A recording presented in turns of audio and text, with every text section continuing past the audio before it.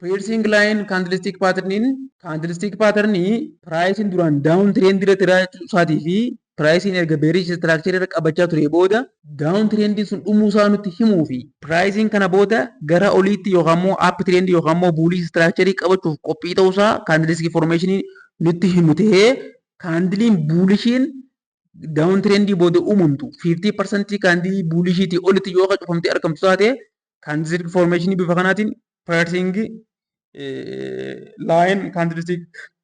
pattern jennee kan lafa kaa'uu dandeenyu ta'a jechuudha. Fakkeenyaaf amma pricing akka kana gara gadii deemaa ture kaandiliin beerishii bakka kanatti uumamte takka 50% siitii olitti 50% kaandilii kanaatii olitti kaandiliin buulishii tokko yoo dhufee kiloos qotoo taate bakka itti kiloos ta'e kanarratti baay'ee seennee baay'ee posiinii seennee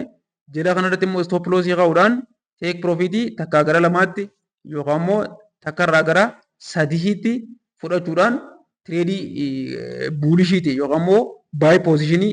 kan nuti seenuu qabnu kan nutti agarsiisu candlestick patternii bifa kanaatiin piercing line pattern jennee lafa kaa'uu kan dandeenyu ta'a jechuudha. Fakkeenyaan ilaaluuf yoo ta'eef immoo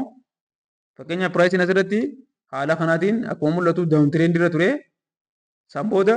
piercing line uume jechuudha. Maaliif kaandiliin beerishii kana 50% kaandilii beerishii kana laallee kana 50% isaa fudhannu taate kaandiliin buulishiin uumame kun 50% kaandilii kanaatti olitti waan uumameef bakka kaandiliin itti close ta'e kanarratti baay'ee posiishina seennee stop loss immoo kaandilii san gara gadiitiin stop loss keenya take profit keenya immoo naannoo kanaati key level jiru laallee take profit keenya laa kaa'uu dandeenya jechuudha. Fakkeenyaaf take profit waan keenyas keenye TP waan keenyas keenye take profit tu keenyas kaa'uudhaan take profit keenya tu keenyas keenye pricing kana booda bifa kanaatiin gara oliitti akka deemuufi pricing duraan down trendy yookaan immoo bearish structure ture kana booda gara up trendy yookaan immoo gara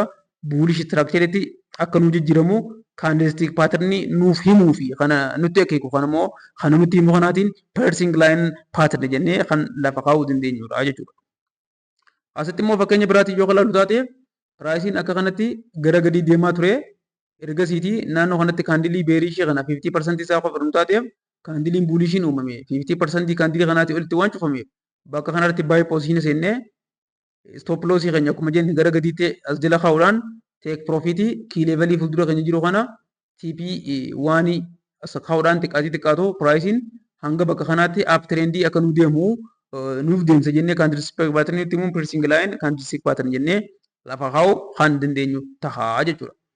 Fakkeenya biraatiin fudhachuun yoo ta'e fakkeenyaaf asitti pricing bifa kanaatiin gara gadiitti down trendy ture yookaan immoo